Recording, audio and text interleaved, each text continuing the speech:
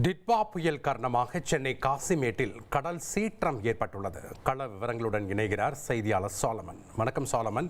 நேற்றிலிருந்தே சென்னையில் பல்வேறு இடங்களில் மழை விட்டு பெய்து மிதமான மழையை பார்க்குறோம்.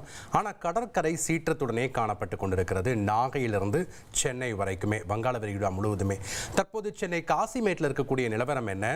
தற்போது அங்கே என்ன முன்னெச்சரிக்கை ஏற்பாடுகள்லாம் செய்யப்பட்டிருக்கு? தற்போது மழை பெய்து கொண்டிருக்கிறதா? அங்கே இருக்கக்கூடிய விவரங்கள் என்ன?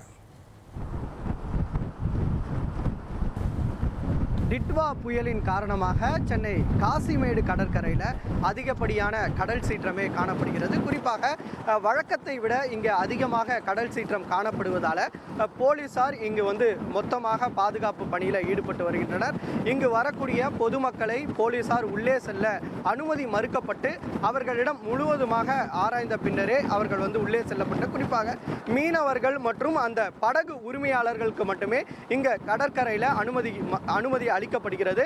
அவர்கள் இங்கே இந்த கடல் சீற்றம் காரணமாக மீனவர்கள் கடலுக்குள் செல்ல வேண்டாம் என எச்சரிக்கப்பட்டுள்ள நிலையில் மீனவர்கள் அனைவருமே உரிமையாளர்கள் தங்களது படகுகளை இந்த பகுதியில் தான் அவர்கள் கட்டி வைப்பனர். அதிகப்படியான காற்று இருப்பதால் இங்கு ஒன்றோடு ஒன்று மோதி படகுகள் சேதமடையக்கூடிய நிலை ஏற்படுவதால் அவர்கள் இங்கு சென்று படகுகளை தள்ளி கட்டக்கூடிய நிலையே ஏற்பட்டிருக்கிறது.